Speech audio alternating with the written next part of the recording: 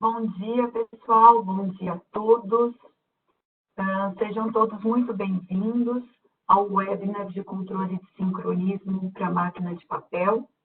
Eu sou Ana Brioski, coordenadora de comunicação e marketing da BB Motion Brasil, e eu irei auxiliar aqui o meu colega no dia de hoje. Esta apresentação ela faz parte do último dia da BB Motion Week Latam, uma semana dedicada aos nossos clientes da América Latina, que trouxemos uma série de apresentações para os mais variados segmentos. Eu espero que tenham aproveitado muito esta semana. Esta apresentação ela será em português, mas nós iremos fazer alguma mais devagar, né, para que todos os nossos colegas possam acompanhar. E antes, como nós temos participantes aí de todos os países da América Latina, eu gostaria de dar as boas-vindas também em espanhol para os nossos colegas. Então, buenos días, bem-vindos a todos ao webinar de control e sincronização de maquinaria de papel. Sou Ana Brioski, coordenadora de comunicação e marketing de ABB Motion Brasil, e assistiré a nosso apresentador na apresentação. Esta apresentação é parte do último dia de ABB Motion Week Latam, una semana dedicada a nuestros clientes, donde hicimos varias presentaciones para los más diversos segmentos de mercado. Espero que hayan disfrutado. Esta presentación será en portugués, pero la haremos más despacio para que todos puedan disfrutar y seguir el contenido claramente. Então, antes de iniciarmos, gostaria de passar algumas informações. Esse webinar está sendo gravado e ele vai ser disponibilizado em nossos canais de comunicação interno e externo. Então, ao participar, vocês concordam com esses termos de divulgação. No início da próxima semana, vocês vão receber o link dessa gravação e também o material que vai ser apresentado. Durante a apresentação, vocês fiquem à vontade para enviar perguntas através do nosso bate-papo no menu central inferior, ou também pelo perguntas e respostas que fica ao lado direito da tela de vocês, tá? Quando o evento acabar, automaticamente vai abrir uma pesquisa de satisfação. Eu peço a vocês que preencham para que a gente sempre possa melhorar a qualidade dos nossos webinars. Então, para começar, eu vou apresentar um pouco da ABB.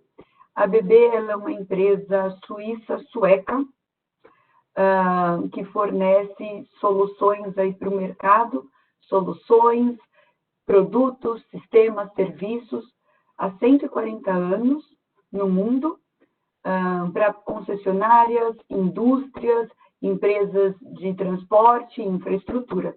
No mundo, nós somos aproximadamente 110 mil funcionários, operando em quase 100 países. No Brasil, nós estamos presentes há 108 anos, com o primeiro fornecimento para o bondinho do Pão de Açúcar. Temos 3 unidades fabris, escritórios e oficinas regionais com uma cobertura nacional. Então, para dar início à nossa apresentação de hoje, eu passo a palavra ao meu colega André Costa, engenheiro de aplicação da BB Motion Brasil. André, é com você. Bom dia a todos, espero que todos estejam bem. Buenos dias, espero que todos estejam bem. Vou começar me apresentando. Meu nome é André Costa, trabalho na engenharia de aplicação da BB. Faz 25 anos, eu tenho experiência de 25 anos na área de automação, onde desses 25 anos, 10 anos eu estou praticamente na BB, e desse tempo também eu tenho 20 anos praticamente de experiência voltada para inversor de frequência, né? Uma das principais funções minhas aqui na BB é desenvolvimento de aplicações em fabricantes de máquina, apoio em desenvolvimento de painéis voltado para fabricantes de máquina também, treinamento de produto interno e externo, e durante esse tempo eu adquiri uma experiência, né, voltado para algumas aplicações específicas, né, como crane, que é a elevação de carga, voltado para águas também. A gente tem um inversor de frequência que é dedicado para o mercado de águas, né, que seria o ACQ 580, e máquina de papel, tá? também, que é o que a gente vai falar um pouco hoje. Eu vou desligar a câmera aqui para ficar melhor a conexão. Aqui é um pouquinho da agenda, né? As principais características do acesso 880, que é o inversor de frequência que utilizamos para essa aplicação. Para isso, eu tenho que dar uma visão geral de sincronismo da máquina, tanto da automação quanto visual, né? Para ter um entendimento melhor, né? Vou falar um pouquinho de algumas funções do inversor, como o D2D, o DDCS, né, que seria uma comunicação entre inversores da BB e voltado para duas aplicações, bomba de mistura e o Yankee para máquina tixo. Tá? Divisão de carga. No grupo secadores, eu tenho uma função também que eu vou explicar, que é uma função de janela, né, um controle de janela de velocidade. E após isso vai ter perguntas e respostas. Falando um pouquinho de produto, tem que falar um pouquinho do produto para vocês terem uma visão geral sobre o produto que vamos falar. Eu tenho um acesso 880, onde ele tem várias divisões, né, várias montagens, né, que seria aquele código que eu tenho ali, o 01, 07, né, cada um especifica um tipo de montagem, né. O 01, ele é a montagem em parede, então ele já vem numa caixinha, né, que seria este aqui, né. Então ele vai até 250 kW, atende de 230 a 690 volts. O 07 já seria uma montagem em gabinete, que seria esse tipo de montagem aqui, né, que é já montado em painel, né, que ele vai até 2.800 kW. Depois nós temos o 11 e o 17, que já seriam drives regenerativos, aonde o 11 seria um drive único, onde eu não tenho dois equipamentos, né? Um sendo fonte regenerativa e o outro sendo acionamento, né? Então o 11 seria um produto só, que ele vai até 505 amperes, que dá em média aí os 250 a 300 cavalos, né? E o 30 e o 17, que seriam drives multidrives, né? Que seriam drives montados em painel, onde eu tenho a fonte separada do acionamento para os motores, né? Então, ele podendo chegar a 3.200 kW. O 31 e 37 é a mesma filosofia do regenerativo, só que é um drive voltado para baixa emissão de harmônica, né? Então, ele chega a gerar 3% de distorção de harmônica, enquanto um inversor convencional aí de 6 pulsos pode chegar aí, dependendo muito da instalação, né? A 25%, 30%, né, de THDI. Então, o 31 e 37 segue o mesmo conceito. Drives modulares, né, que seria o 01 e o 04, né, que seriam drives montados em parede ou em painel. O 04 e o 04XT, que seriam módulos single drives, porém podendo ser interligados em paralelo, né? E depois o 14 ao 34, onde eu tenho os módulos de inversores e módulos de alimentação, né? E os multidrives, né? Que esses multidrives seriam o conceito de fonte, sendo a diodo ou regenerativo, e os módulos inversores, né? Podendo chegar a 5.600 refrigerada água, ok? Vou falar um pouco de recursos, né? Voltado para a aplicação máquina de papel, rebobinadeira. O que eu tenho aqui de relevante, né? De essencial? Melhor controle de motor, que seria o DTC. Eu vou explicar um pouco mais detalhado nos próximos slides sobre este controle de motor, né? Possibilidade de operação com motores de imã permanente e motores de imã de relutância, sem necessidade de nenhum firmware especial ou produto especial. É simplesmente uma seleção que eu tenho no grupo de motores, né, onde eu coloco os dados do motor e lá eu seleciono qual tipo de motor que vai ser acionado, né, o motor assíncrono ou motor síncrono. Motores de imã permanente também atendemos todos os fabricantes aí, sem exceção, tá? Um outro recurso que eu vou falar um pouquinho, que seria o Drive-to-Drive, é uma comunicação entre os inversores ABB, né, que já está embarcado no inversor, né. Eu vou detalhar um pouquinho mais abaixo também.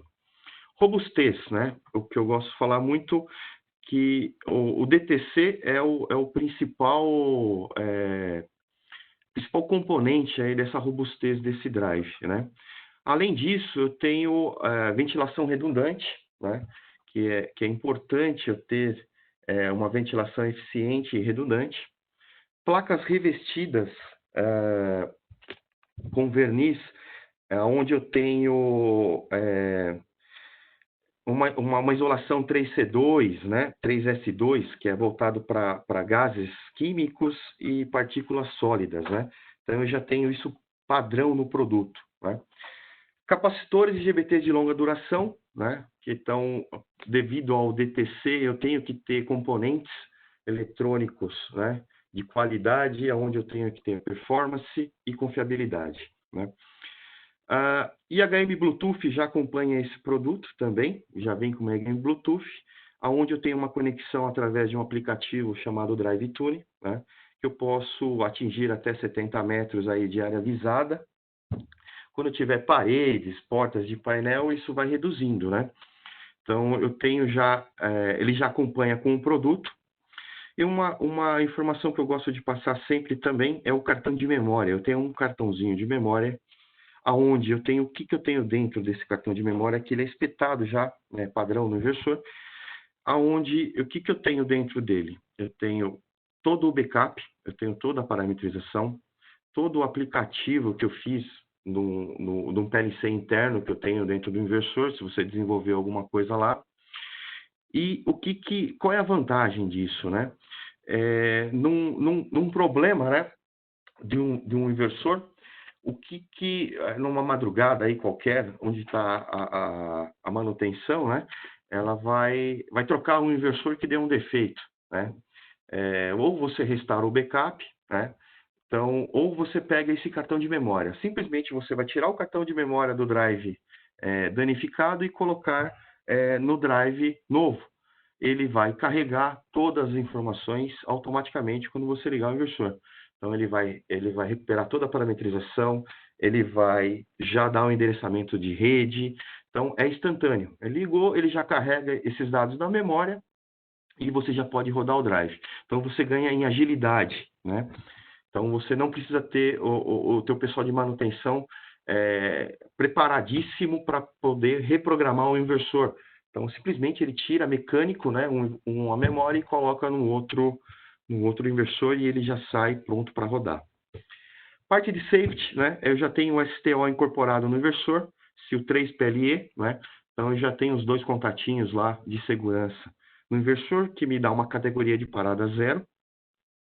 E depois eu tenho um opcional de 2 placas, né, de safety incorporada, 3 placas, a 12, FSO 12, 21 e 31, né, onde eu tenho funções específicas safety certificadas, né. Então, o que eu tenho de função safety todos esses cartões aí? Eu tenho o SS1, que é parada 1, né, que é uma parada por rampa, e no final abre o STO. Tem o SSE, que seria a parada de emergência. SBC, que é uma função safety voltada para freios mecânicos, onde eu supervisiono tanto o contator quanto o freio mecanicamente. Então, ele supervisiona toda essa lógica, né? SLS, que é voltada mais para limites, né, de velocidade. Vou dar um exemplo aí, rebobinadeira, né? Você tem ali a parte das grades. A partir do momento que você abre uma grade, a grade de segurança, né? Ele já coloca a rebobinadeira numa velocidade segura, onde o operador pode manipular, né? Tudo isso voltado para NR12, né? SMS, o máximo speed, né? Onde eu consigo limitar as velocidades máximas. SMS, que é interligada com SMS, que é para monitoramento de velocidade. SDI, que seria um controle de direção, né, onde eu limito a direção do drive. Eu vou garantir que aquele drive vai funcionar somente para aquele sentido, né? Tudo isso certificado. Flexibilidade. Praticamente a BB ela não tem um protocolo definido, né? Então eu tenho placas para praticamente todos os protocolos, né? Então eu tenho Profinet, Profibus, EtherCAT, todos os protocolos através de placa. O que eu gosto de falar um pouco também é sobre essa interface entre placa e placa de controle, que seria a BCU, que é uma comunicação entre as duas placas. Ela é muito rápida, ela é menor que um milissegundo, né? É em torno de 500 milissegundos. Então, essa troca de informação é rápida, que para um sincronismo de máquina de papel é muito importante, né? Essa rapidez na troca de informação. E tenho placas Ethernet e Profinet com uma ou duas portas, que nem eu tenho simbolizado aqui no desenho. Então, eu consigo fazer uma ligação de anel, né? Facilmente. Gostaria de falar um pouquinho do DTC, né? DTC eu enxergo como um grande diferencial deste equipamento, onde ele é o principal recurso que me possibilita, né, fazer tudo que eu tenho de performance nesse drive. O DTC é a base de tudo isso, tá? O que seria o DTC, né? O DTC é um controle direto de torque, né? É um método patenteado pela BB, onde só tenho nesses drives, e ele já está na terceira geração, então ele já veio do ACS 600, ACS 800, e agora ele está na terceira geração, que seria o ACS 880, né? Qual é a grande vantagem de utilizar este recurso, né? O DTC, no mercado, o que nós temos hoje de controle de motor, né? Teremos o controle escalar, que é um controle mais voltado para bombas e ventiladores. Temos o controle vetorial, né?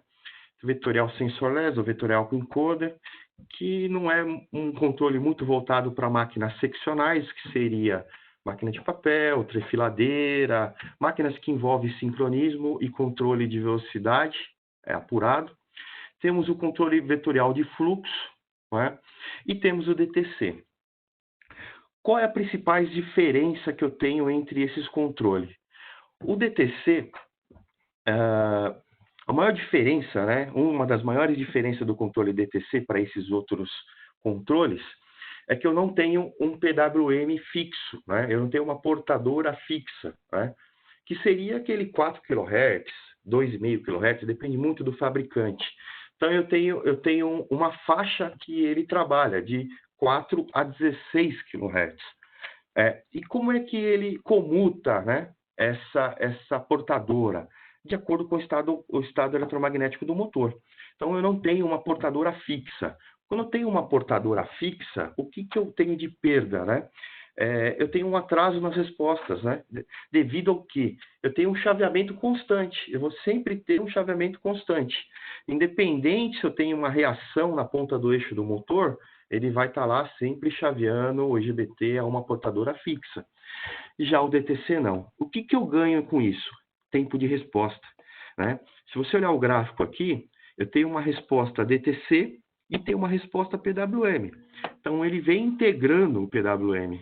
O DTC não, ele já busca rapidamente o ponto que ele precisa e volta a chavear aqui de acordo com a necessidade. E acontece a mesma coisa com a corrente, né? Então, eu tenho uma resposta rápida, precisa, enquanto o PWM está integrando, né? Um outro ponto que o DTC tem de diferente desses controles padrões PWM é que eu tenho o controle de tensão e frequência em um processamento só. Eu não tenho ele isolado. Eu tenho dois processadores fazendo esse controle. Eu tenho tudo isso num DSP sozinho, fazendo esse controle. Então, eu tenho uma resposta muito rápida, né? Para vocês terem uma ideia aqui, o PWM-C encoder, ele tem 3% aqui de erro dinâmico. Já o DTC tem 0,4% sem encoder, né? Que é muito próximo de um PWM com encoder, né? Então, eu tenho aqui 0,1 de diferença. Então, eu consigo fazer praticamente a mesma coisa que um PWM com encoder faz sem encoder, né? Com DTC, com encoder, onde máquina de papel, eu tenho, obrigatoriamente eu uso encoder para a precisão mesmo, né? Eu tenho que ter muita precisão em máquina de papel, né? Então eu uso o recurso com encoder, que é muito similar e até melhor que um drive DC. Uma outra vantagem que eu tenho no DTC seria o quê? Eu tenho um encoder, né, com o DTC. Eu posso programar esse inversor por uma perda de encoder, ele não vai gerar uma falha. Simplesmente ele vai comutar para o DTC sensorless, que é sem feedback, sem ter uma parada. Simplesmente ele detecta que não teve a perda do encoder e ele comuta isso para o DTC sem encoder, sem ter nenhum tranco, nenhuma parada. Eu já fiz esse teste, tá? E qual é a vantagem disso? Dá tempo da manutenção correr atrás para poder corrigir o problema, né? Aí você pode, na automação, você pode reduzir a velocidade da máquina, né? Porque eu não vou conseguir ter a mesma performance com o encoder. Mas, porém, a máquina não vai parar. Então, isso não vai entrar numa parada da máquina, não vai entrar na estatística de uma parada de máquina. Então, você consegue ter um tempo hábil para correr atrás, para poder fazer essa manutenção no encoder. E eu só consigo fazer isso com o DTC, tá? Se fosse um controle PWM, tem alguns inversores que você tem que fazer até o autoajuste sem encoder, senão não vai rodar, tá? Então, o DTC é o grande diferencial. Eu gosto de mostrar um vídeo. Vou esperar um pouquinho para ver se carrega para todo mundo aqui. Não é um vídeo para máquina de papel, mas é onde eu consigo demonstrar que eu consigo ter torques com velocidade praticamente zero, 90%, 100% de torque durante um tempo e ele vai segurar.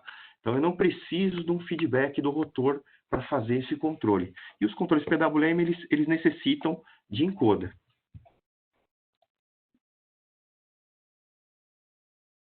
Essa é uma aplicação onde eu tenho um cabo de guerra, né, com um outro equipamento. Ele tem que ficar durante um tempo com o freio aberto e nessa posição. E eu consigo ter um torque elevado na ponta do eixo e o motor praticamente zero. Ele está andando um pouquinho aí porque tem uma célula de carga na ponta do cabo ali que vai me dando feedback de torque, né? É onde eu tenho que manter extensionado a 2, 4 toneladas e ele tem que ficar. E eu faço isso sem encoder. Vocês podem ver que tem um eixinho ali na ponta na traseira do motor, é onde tinha um encoder. Eu retirei esse encoder, tá? Vamos falar agora um pouquinho de sincronismo de máquina de papel, né? Máquina de papel, todo o sincronismo está dentro do PLC, né? Todo o sincronismo está dentro do PLC, aonde o vídeo não apareceu. Ana, o vídeo apareceu para todos aí ou não? Apareceu, depende de onde a pessoa está assistindo, talvez. Ok, depois a gente deixa disponível. O comentário é isso que eu ia falar, a gente envia. Ok. Voltando aqui, máquina de papel, a automação é que faz todo o sincronismo. Porém, o inversor tem que ter as respostas necessárias para cada movimento, né? Então, o que eu tenho aqui? Eu tenho a bomba de mistura, né? Que é um equipamento que eu tenho que ter precisão e divisão de carga em alguns casos. Em alguns casos eu tenho dois motores e 2 inversores interligados mecanicamente em uma bomba só. É um eixo só com 2 motores. Então eu tenho que ter precisão e precisão na divisão de carga também. É onde eu vou falar um pouquinho do mesh seguidor, onde eu posso aplicar o mesh seguidor. Depois eu tenho, essa aqui é uma máquina tissue, né? Onde eu tenho o rolo formador, numa crescente form, ou se eu tenho, algumas máquinas eu tenho tela, né? Eu tenho a mesa plana, né? Onde eu tenho o rolacionador e o rolo de sucção, né? Então, o que eu preciso ter aí? Precisão e, em alguns casos, divisão de torque também, né? Divisão de carga bem apurado. Depois eu tenho o Yankee, que é onde eu tenho alguns casos que eu tenho 2 motores interligados num redutor, eu vou falar um pouquinho também, e é onde eu preciso de precisão e divisão de carga. A prensa também é onde ela trabalha tanto em velocidade quanto em torque. Também eu tenho que ter precisão, né, de velocidade e divisão de torque apurado, porque ali eu tenho um feltro, eu tenho uma tela, às vezes, né, que é onde eu tenho que ter essa divisão muito bem feita, senão eu vou ter um desgaste prematuro da tela, do feltro e assim por diante. Enroladeira, onde eu também preciso ter precisão, né, de velocidade, porque é um local onde eu tenho a saída do papel. No caso da máquina Tisch, eu tenho o crepe, onde eu dou uma decreção de velocidade para formar o crepe, né? Então, basicamente é isso.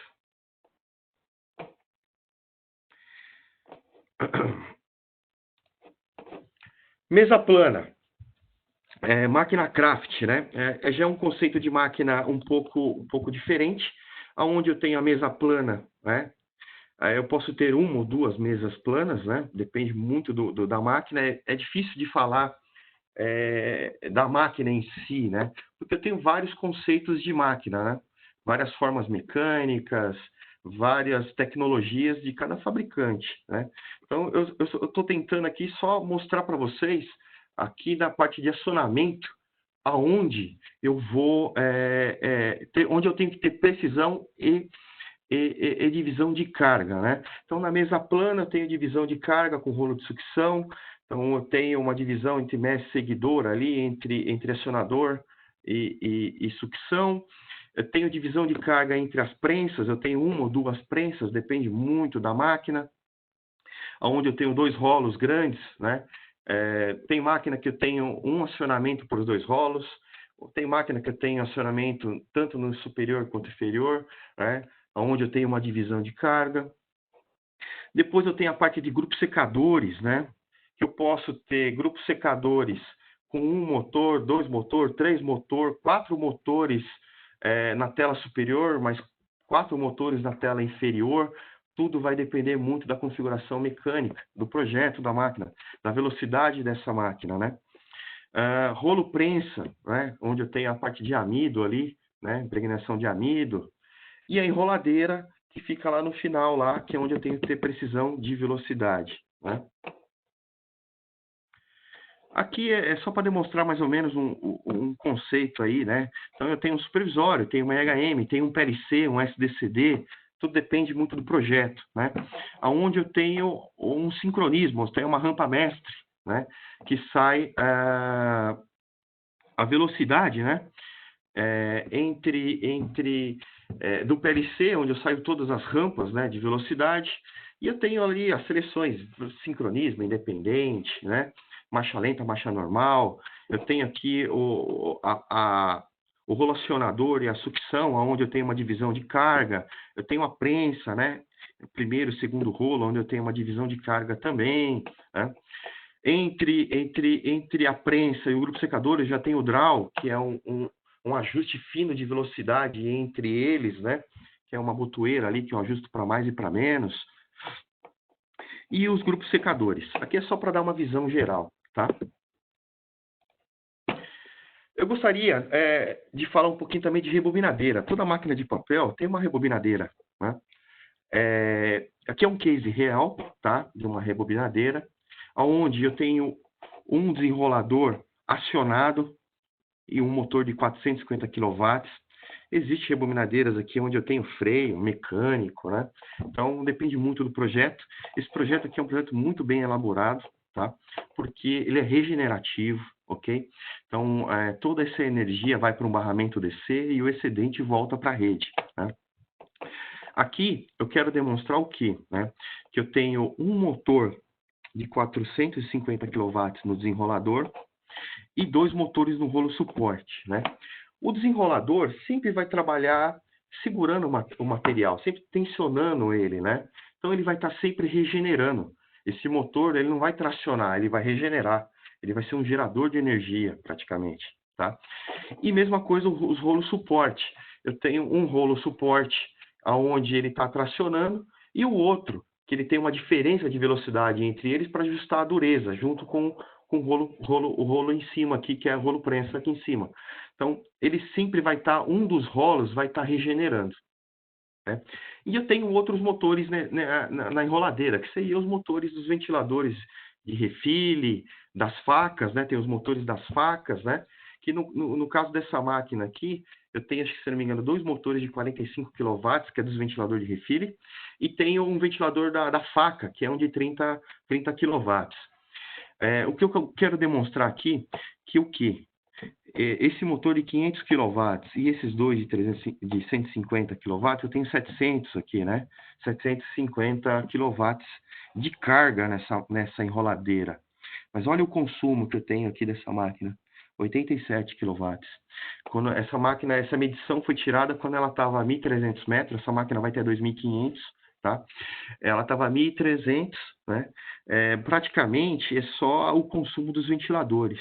Mas numa aceleração e desaceleração, esse consumo vai retornar mais energia para a rede, né? Porque eu tenho toda essa inércia aqui para segurar. Então, tem alguns momentos que eu vou estar devolvendo energia para a rede. Mas o que eu quero dizer aqui é que eu tenho um consumo aqui, uma potência elevada e um consumo muito baixo, né? Devido a esse sistema aqui, que é um sistema regenerativo, onde eu tenho um módulo regenerativo e os módulos acionadores, né? Os motores dos ventiladores não estão interligados no regenerativo. O que está interligado somente no regenerativo são esses 3 motores aqui, tá? Então, eu tenho uma sinergia entre os motores, onde o consumo é baixo, tá? Divisão de carga, D2D, bomba de mistura e Yankee, né? Eu vou detalhar um pouquinho mais aqui. Hoje, algumas automações fazem isso dentro do PLC, né? Dentro do PLC. Então, eu tenho lá o mestre seguidor, onde ele lê a corrente de torque, o torque do motor, do mestre, e ele passa via Profibus, Profinet para o escravo, né? Essa referência de torque, e ele divide carga, né? O que eu quero demonstrar aqui é que é possível fazer isso via DDCS ou D2D, né? Que é um link que eu tenho no inversor disponível, que ele pode ser 485 ou fibra ótica, né? É uma rede muito rápida, né? Fácil de configurar. Ele tem uma taxa de transmissão de 4 megabits e um desempenho de menor que 1 milissegundo nessa comunicação, né? Quando você vai aumentando a quantidade de componentes na rede, vai reduzindo essa velocidade. Eu também posso transferir 25 words de 16 bits entre esses inversores, entre o mestre e seguidor. Então, o que eu quero dizer com isso? Eu posso ter uma placa Profinet no mestre e buscar informações de leitura para passar para o PLC também através dessa Words, né? Eu tenho 12 leituras escritas e leituras, né? 12 leituras, 12 escritas via Profibus ou Profinet. Então, eu consigo passar essas informações corrente, torque, e deixar a divisão de carga para o inversor, né? Outra coisa que eu gosto de falar, a compatibilidade, né? Compatibilidade com a CS800, né? O acesso 800 é feito via fibra ótica, né? Eu tenho uma placa fibra ótica para o acesso 880, que é o FDCO, que eu posso interligar com o acesso 800, tanto quanto o mestre quanto o seguidor. É muito fácil, é a mesma parametrização. Eu não preciso ter firma especial, nada disso. Então, eu posso ter um mestre acesso 800 e um escravo acesso 880 ou vice-versa. Eu já testei e isso funciona muito bem, tá? Outra coisa importante, com D2D ou através do PLC, o DTC também tem muito a contribuir aqui, porque já tive casos, né, de clientes que me relataram que tinha uma bomba de mistura, que tinha um inversor X, que ele trabalhava a 100% nos motores e no inversor, na velocidade máxima da máquina. Que quando trocou para o inversor de frequência BB, o motor passou a consumir 80%. Quer dizer isso? Que a divisão de carga não estava sendo bem feita, estava tendo uma briga entre os dois motores. Então, essa briga gerava um consumo um consumo de potência a mais do que o motor realmente precisava, tá? Então, é muito bom, é muito importante eu falar sobre isso. Isso acontece, eu já vi acontecer e clientes já me relataram, tá? Divisão de carga no Yankee também é algo muito complexo. Por quê? Porque eu tenho 2 motores, né? Um em cada engrenagem, né? E indo pro Yankee. O que eu gero aqui, né? De problema, que eu tenho de problema, alguém já deve ter visto isso, vibrações, né? No Yankee, vibrações da máquina, limitando a velocidade final da máquina, né? A máquina é para 1.200 metros, ela não chega a 900, parece que ela vai cair, porque ela vibra muito, né? Então, esse controle, tanto pelo PLC quanto via D2D e o DTC, elimina muito. Eu já tive casos aí, né, que eu fui, que tinha equipamentos que vibravam muito, colocamos o acesso 880 e eliminou essa vibração, né? Tudo isso devido ao D2D, ao DTC, tá, gente? Então, o DTC realmente ele faz essa diferença, tá? Então, eu também tenho os batimentos de redutor, né? Então, tanto esse batimento transfere do redutor pro Yankee, né? E vibra a máquina toda. Outra vantagem que eu enxergo em utilizar o D2D e o DCS seria reduzir as tarefas do PLC, né? Então, às vezes eu tenho uma reforma, né? Onde eu tenho um PLC X que já está cheio, então eu quero melhorar essa performance do PLC, eu vou reduzir as tarefas que eu tenho dentro do PLC e transferir essa tarefa pro D2D DCS, que é do Yankee, tá? Divisão de carga para grupos secadores de máquina craft, né? Já é algo mais complexo, né? Já onde eu tenho muitos acionamentos, eu tenho muitos motores, né? Se você pegar uma máquina onde eu tenho 4, 5 grupos secadores, eu posso ter 30, 40 motores aí, tá? Então, são motores de baixa potência, porém, mas a quantidade é muito grande, né? O que eu gostaria de falar aqui é de um recurso que eu tenho no inversor de frequência, nesse inversor de frequência, que seria o quê? Um controle de janela, né? O que seria este controle de janela? Né? Normalmente, vou dar um exemplo aqui, na próxima slide, vou dar um exemplo de onde eu tenho 3 motores no grupo secador, né? No superior. Eu tenho aqui esse grupo secador aqui, onde eu tenho 3 rolos acionados aqui, né? Aonde um deles é mestre e os demais é torque, né? Tem integradores que faz por velocidade, aí depende muito do conceito que ele está utilizando para fazer esse controle, tá?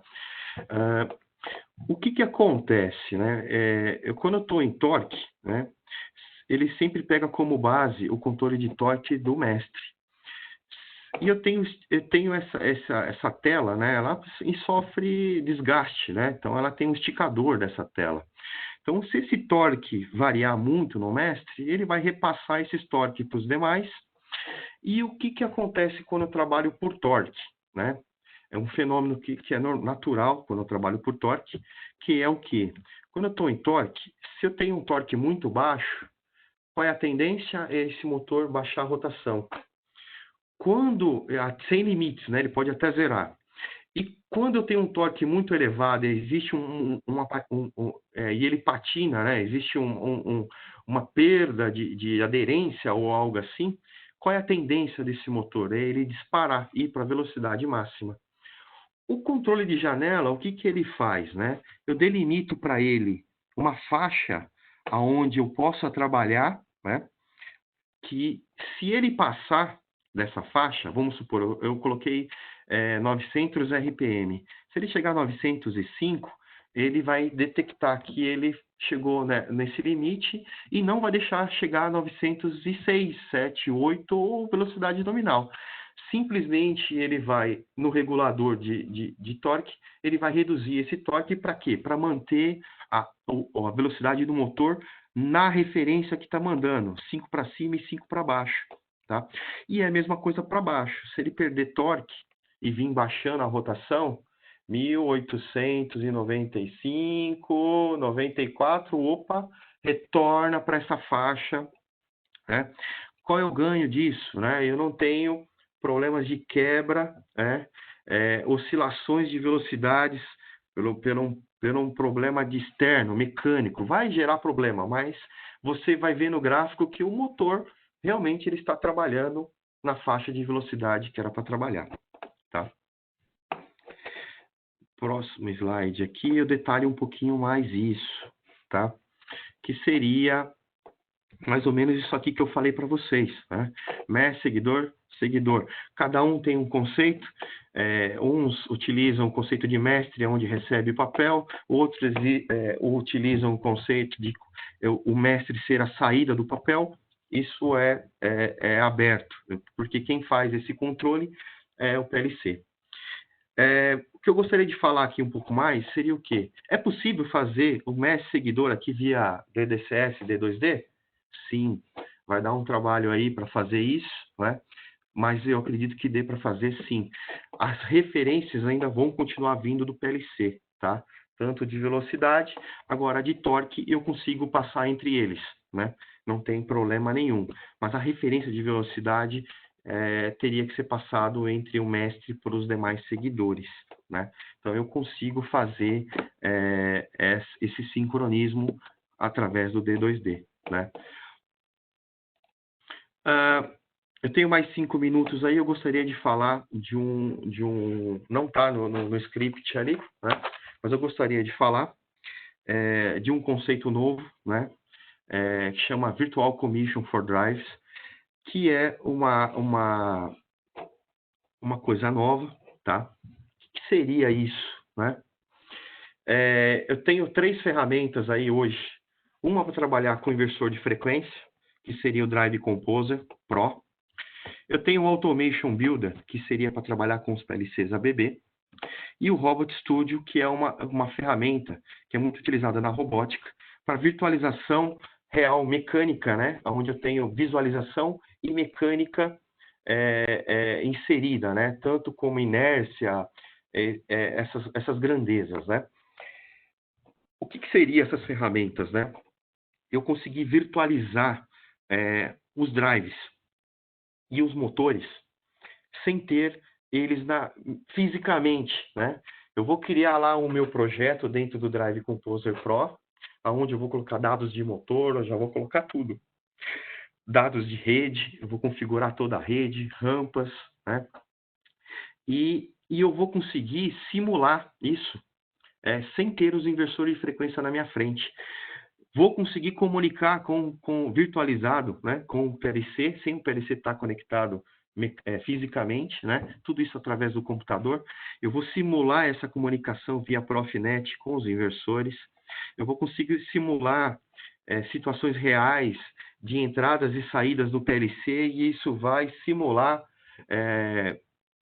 nos inversores de frequência. E melhor ainda, eu vou conseguir visualizar tudo isso. Eu posso montar um supervisório ali, né, dentro do Robot Studio, né, e posteriormente já está sendo testado no MATLAB.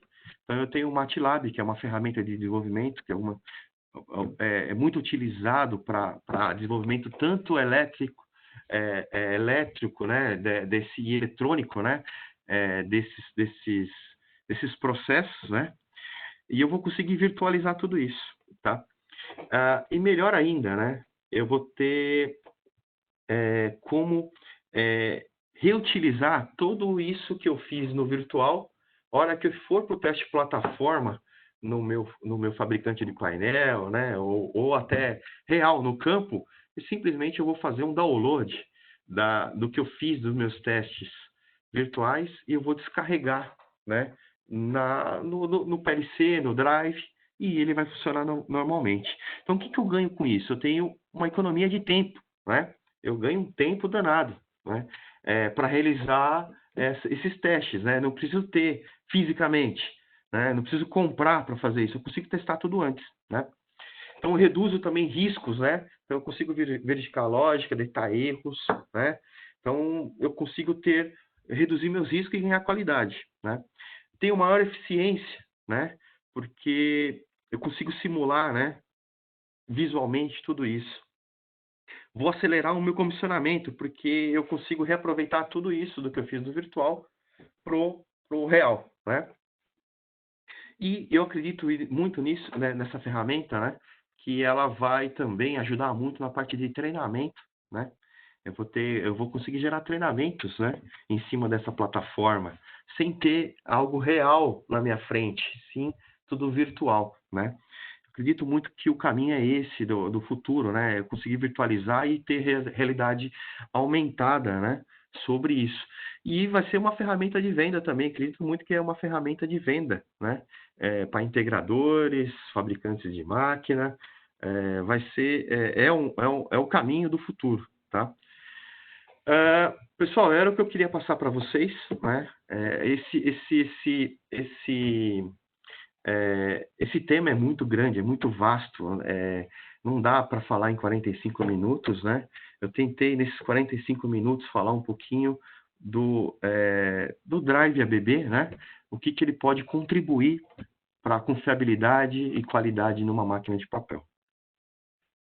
Ana, perguntas e respostas? Vamos lá. Antes da gente começar, André, com perguntas e respostas, né? Tá. Eu só gostaria de passar aqui algumas instruções. Então, eu vou lançar aqui na tela, né, se é alguma pergunta, para quem quiser entrar em contato, que a gente entre em contato, um especialista nosso, entre em contato para saber mais, para outras aplicações. É só responder aqui com o interesse que vocês tiverem, tá? E também para vocês não esquecerem de responder a pesquisa ao final da apresentação. E aqui na tela tem todos os nossos contatos, também podem enviar depois perguntas por e-mail, né? E lembrando que vocês vão receber o link da apresentação. Tá? Então, eu vou começar aqui com as perguntas, André.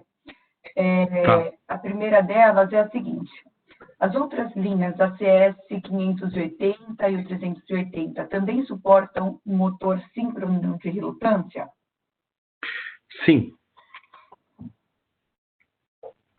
Suporta sim. Ele tem essa opção tanto no ACES 380 quanto no ACES 580. Tá. Qual acionamento da AMP é o mestre? Qual o critério para essa definição? Então, isso é uma coisa que cada desenvolvedor, cada fabricante, cada integrador tem o seu conceito, né? Eu tenho alguns conceitos meus, né? E tem conceitos. Então, a definição de mestre-seguidor, né, é muito pessoal. Existe alguns conceitos, né, que falam sobre isso, mas é algo muito dedicado para cada fabricante, né? Eu considero o mestre a entrada de papel, outros consideram saída de papel, né? Numa mesa plana, né? Eu tenho o acionador e o sucção. Eu considero o acionador como mestre e o sucção como escravo, devido ao abraçamento da tela, né? Eu tenho um maior abraçamento na tela do acionador, né?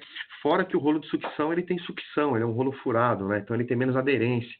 Então, é conceito, né? Tudo é conceito. Eu gosto sempre de analisar a mecânica para saber quem é o mestre, para saber quem tem mais abraçamento da tela, do feltro, né? Aonde eu posso ter o maior problema de passe de papel. Então, é algo meio pessoal e analítico de cada máquina. Não tem como falar que existe certo ou errado. A próxima pergunta é: com o DTC, é possível ter o torque máximo do motor com rotação zero sem encoder? Sim, já testei. Para explicar a regulação. É uma regulação, o DTC foi aquilo que eu falei sobre o DTC, tá? Como ele não tem um PWM fixo, né? Então ele consegue fazer esse ajuste do fluxo magnético do motor com maior rapidez e facilidade, né? Então eu tenho essa aplicação que eu demonstrei ali. O que ele é? Ele é um esticador de correia transportadora de minério, né? Como é feito hoje? Através de contrapeso, aqueles pesos, aqueles concretos físicos, né? Que tem um valor fixo, né? 4.000 toneladas para esticar a esteira transportadora. Isso é um eletrônico, né? Durante a partida da esteira, eu mantenho o freio aberto com o motor praticamente em zero, só regulando ali devagarzinho, ele fica durante 5 minutos nessa condição, né? Sem acontecer nenhum desarme, nenhum sobreaquecimento, tá? Então, é tudo responsabilidade do DTC. O DTC que tem essa capacidade, esse controle de fazer isso. O DTC é algo difícil de se explicar, porém eu gosto de mostrar os vídeos. Os vídeos, eles demonstram muito mais, né? Então, por não ter esse PWM fixo, ele consegue fazer isso. Ele faz de acordo com o que necessita, né? No próximo, Ana. Vamos lá. A próxima pergunta. Para aplicações de bobinadeiras e extrusoras de PVC, o controle DTC atinge performance de erro de velocidade e torque melhor do que o conversor CA-CC para motor CC? Então, repete a pergunta, Ana, que eu acho que eu perdi alguma coisa.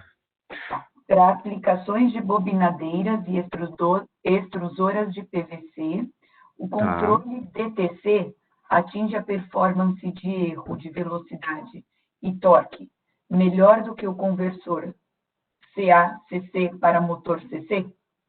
Então, o conversor CA-CC, né, é uma tecnologia antiga, porém ela tem uma precisão muito grande, né? Essa tecnologia é ruim por causa do motor. O principal problema é o motor, né? O motor que é difícil de manutenção, ele tem escova, é um motor que você tem que cuidar, né? O DTC, com encoder, eu consigo ter a precisão do corrente contínua, com taco, com encoder, né? Consigo tranquilamente ter essa precisão, né? Existem algumas aplicações que eu não consigo substituir o motor DC, porque devido à baixa inércia do motor. O motor ele tem uma menor inércia que o motor potências maiores em carcaças menores, né? Eu tenho um motor que é o RP6C, que consegue ter a mesma performance. Então, respondendo claramente, sim, é possível, sim, eu tenho a mesma performance para essas duas aplicações. André, já tem aplicado em alguma MP esse mestre escravo utilizando D2D e não FDCO com fibra ótica? Sim, tem. Já tem. O fibra ótica, o que muda do D2D para o fibra ótica, né? Só o meio físico.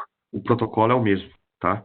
A vantagem da fibra ótica é que ela não pega ruído, né? E eu consigo metragens maiores, né, de distância entre o mestre e escravo.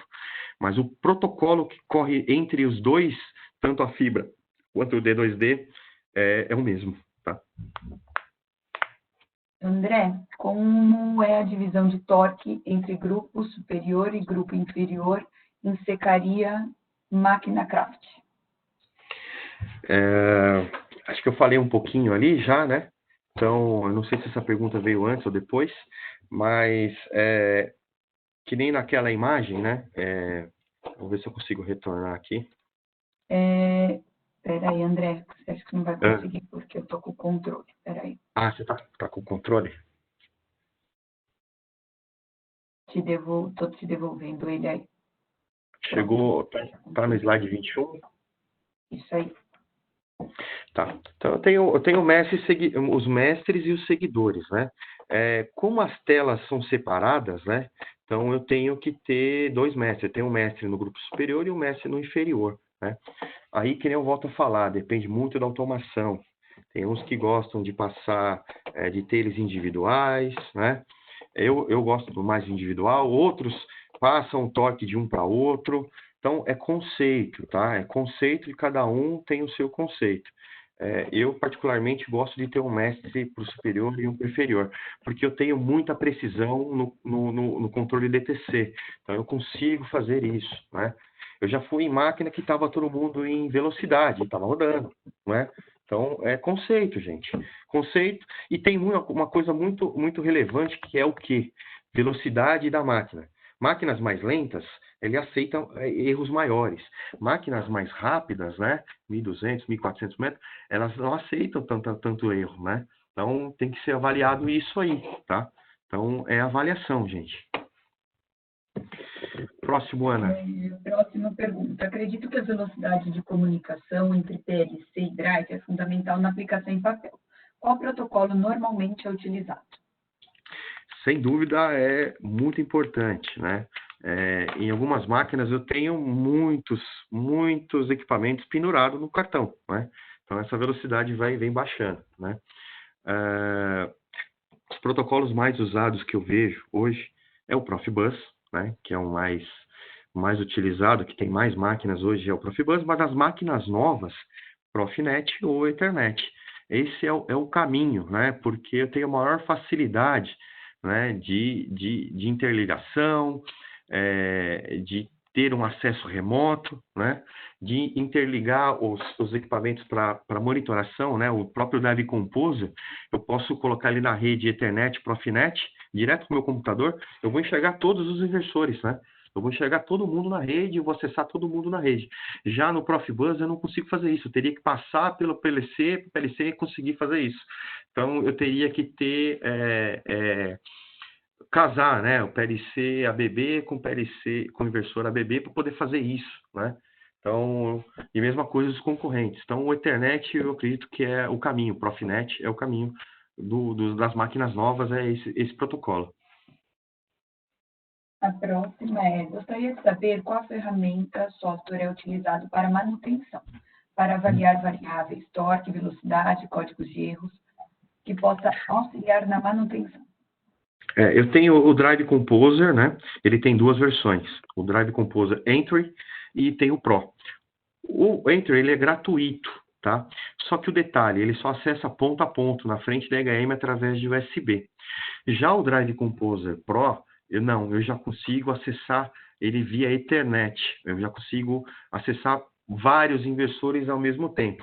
Então, eu recomendo o Drive Composer Pro para manutenção, tá? Porque eu posso até acessar via wireless. Eu posso colocar um roteador wireless lá no painel e, à distância, acessar os inversores, tá? Porque o meio físico é o mesmo. O meio físico não, o meio de comunicação é o mesmo. No meio físico só mudou o meio físico, né? Então, o Drive Composer Pro é a melhor ferramenta para manutenção hoje para Drive. Pode falar um pouco mais sobre a intercambiabilidade entre ACS 800 e ACS 880? Sim. O ACS existe, a ABB sempre ela pensa tanto na intercambiabilidade mecânica quanto na parte de funcionalidades, né? Então, eu tenho total compatibilidade mecânica entre o acesso 800 e 880. O 880 vai caber no lugar do 800, tá? E vice-versa. Na parte de comunicação, né? Para vocês terem uma ideia como é interessante. Se eu tenho um protocolo Profibus no acesso 800 e eu quero colocar um 880 no lugar, a placa é diferente. Porém, dentro do acesso 880, eu tenho lá um recurso chamado emulador de RPBA. RPBA é a placa Profibus do acesso 800. Simplesmente eu vou clicar ali e falar, ó, emula. Dentro do PLC eu não vou precisar mexer nada, eu não vou precisar trocar GSD, eu não vou precisar trocar nada. Simplesmente ele vai emular como se fosse um 800 na parte de comunicação. E você vai parametrizar ali normalmente a parte de rede, tá? Então, não preciso nem mexer no PLC, eu consigo intercambiar os dois. E no D2D é a mesma coisa, no DDCS, né, via fibra ótica. Eu vou colocar uma placa de fibra ótica no acesso 880, vou interligar ali e vou programar normalmente, como escravo ou como mestre. Os grupos praticamente são iguais o que eu tenho lá no acesso 800, né? Então, essa intercambiabilidade é muito simples. A ABB pensa muito nisso, tá? Próxima pergunta, Ana. Próxima. Para utilizar o comissionamento remoto, é necessário ter uma solução Full ABB inversores mais controladores? Para drives, não. Eu tenho um equipamento que eu consigo, que é o Neta, né? Que eu consigo conectar ele na rede Profibus, na Profinet, né? Ethernet, e ele vai acessar todos os inversores que vão estar conectados nessa rede, né? Tem alguns limitantes, né? De quantidade, mas eu não necessariamente preciso ter um PLC ABB. Para Drive eu consigo acessar ele remotamente através desse equipamento chamado Neta 21. Tá. Até antes da gente continuar, André, nós ainda temos algumas perguntas. Deu o nosso horário, então, assim, nós sabemos que alguns participantes, às vezes, precisam sair. Tudo vai ficar gravado e vocês vão receber no começo da semana. Nós vamos dar andamento aqui nas nossas perguntas. Okay. A próxima é como eliminar falha de autofaseamento em motores síncronos com DTC via encoder. Então, o autophase, né, ele tem que ser executado, né, toda vez em motores de relutância uso de imã permanente, né, porque ele é um motor síncrono, ele não tem sentido, né, ele não gera sentido, ele não tem sentido. Se eu pegar esse motor e conectar ele na rede diretamente, né, ele não vai rodar, ele vai ficar roncando, né? Mas se eu for lá e dar um estímulo para ele por um sentido, ele vai rodar. Então, o autophase nada mais é o que? Ele detectar, né, e gerar esse faseamento, né? Então, a melhor maneira para se evitar essas falhas de faseamento é ir ajustando, né? Isso é um ajuste, né? É um ajuste que você tem que fazer nos parâmetros lá, né? É uma coisa demora um tempinho, você tem que ir mexendo lá nos parâmetros devagar até achar o melhor ponto, né? Motor de relutância e motor de imã permanente, uma vantagem dele é o quê? Que ele está sem escorregamento, ele não tem escorregamento, né? Já o motor assíncrono ele tem o escorregamento. Mas isso é compensado quando eu coloco encoder, né? Quando eu coloco encoder no motor assíncrono, eu já tenho velocidades reais, né? Então eu não tenho velocidade, o escorregamento morre, né? Eu continuo tendo escorregamento, mas o escorregamento é lido, né? Então eu não vejo muita vantagem em usar motor de relutância ou de imã permanente em máquina de papel, tá? Basicamente é isso. Mas é algo que demanda um tempinho, você tem que ir ajustando isso aí, tá?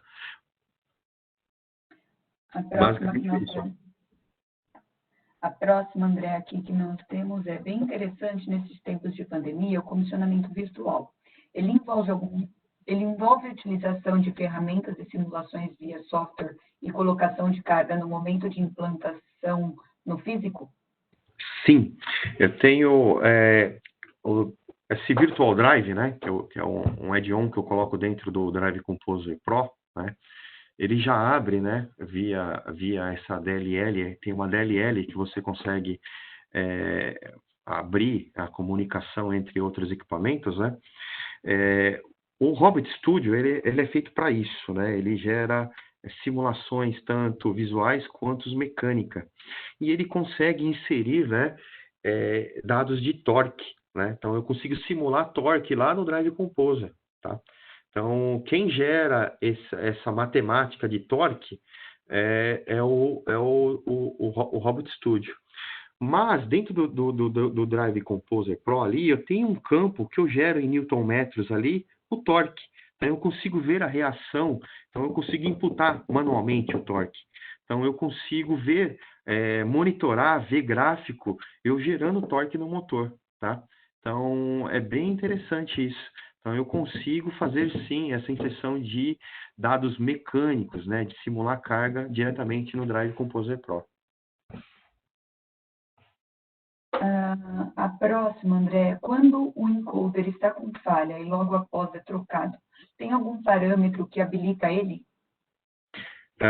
Não, na realidade, eu tenho duas maneiras de trabalhar com encoder, né? Eu tenho lá um grupo onde eu falo que ele vai trabalhar com encoder, e eu tenho um outro parâmetro que fala qual é a ação de uma falha de encoder, né? Então eu coloco lá a ação é falha, então ele vai parar, ou é alarme, né? Se eu colocar em alarme, automaticamente ele comuta para DTC sem encoder. A partir do momento que você consertou o encoder, né, você trocou o encoder, ele automaticamente ele volta para operação via encoder, tá?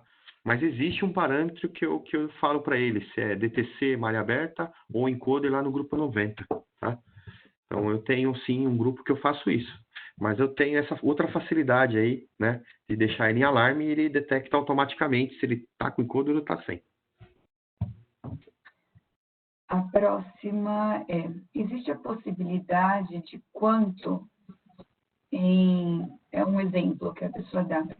Tenho 4 módulos ACS 800 em paralelo. Se eu tiver algum problema em um módulo, posso substituir por ACS 880? Então, se for multidrive, não. Multidrive, módulos em paralelos, né? Tem um motor com 4 módulos. Não, tem que ser módulo do ACS 800. Os módulos são diferentes, não tem compatibilidade. Eu teria que trocar os 4 módulos, tá?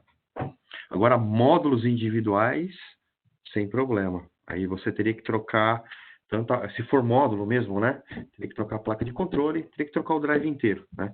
Agora, quando tem paralelo, eles são diferentes, não é intercambiável. A próxima. Há algumas vantagens nas aplicações de papel com motor de relutância sobre as aplicações com motor de indução?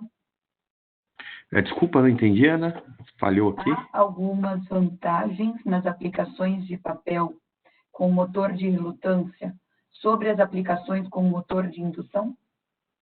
Então, eu já acho que até falei já um pouco sobre isso agora. Eu não sei se ela veio antes ou depois do que você falou sobre motores. Enfim, aonde eu vejo vantagem em utilizar motor de relutância e motor de permanente é a parte de eficiência energética, tá? Que são motores com maior eficiência.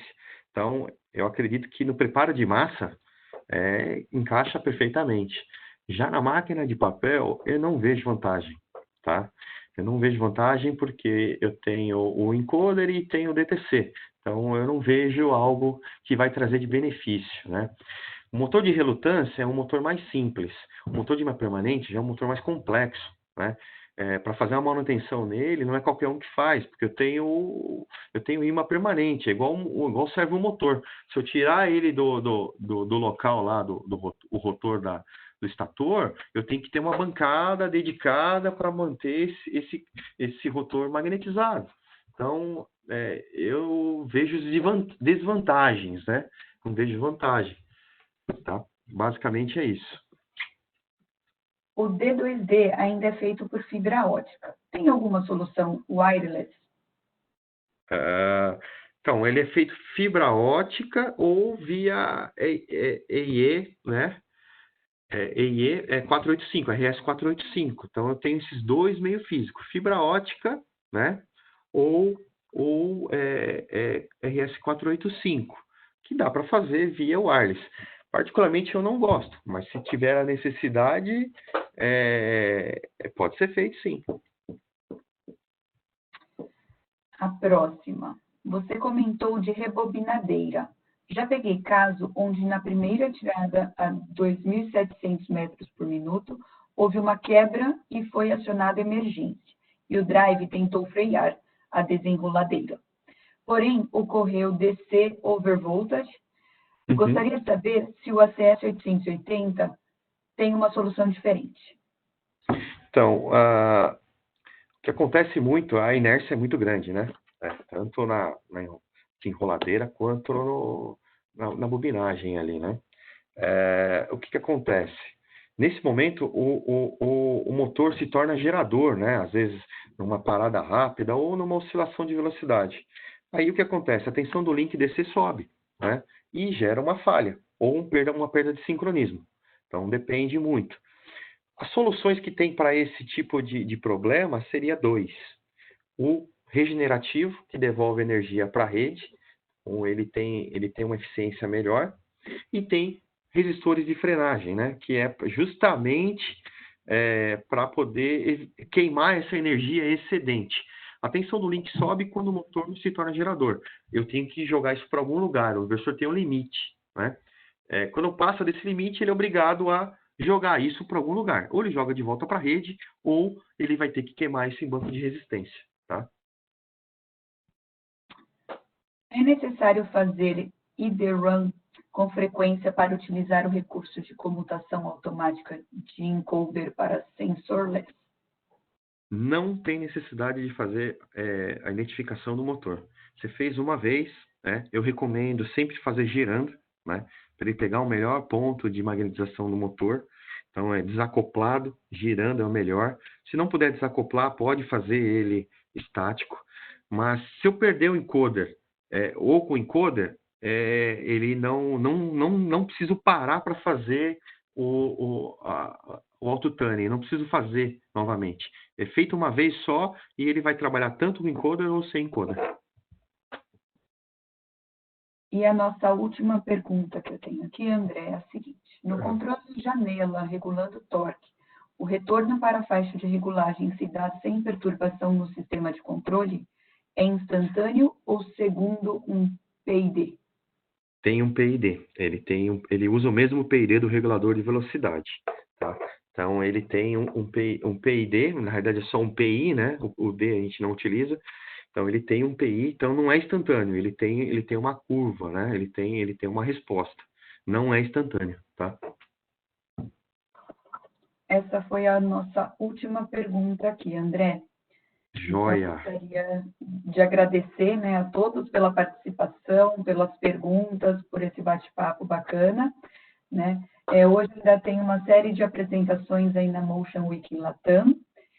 Então, quem quiser participar, aí a gente deixou o link na tela. Tá? Então, muito obrigado novamente pela participação de todos e pela sua apresentação, André. Obrigado a todos aí, espero que todos fiquem bem e obrigado pela participação. Não deixem de responder nossa pesquisa aí ao final. Isso. Obrigado, Muito bom bem. dia e bom final de semana, pessoal. Obrigado, bom dia, bom final de semana. Tchau, tchau.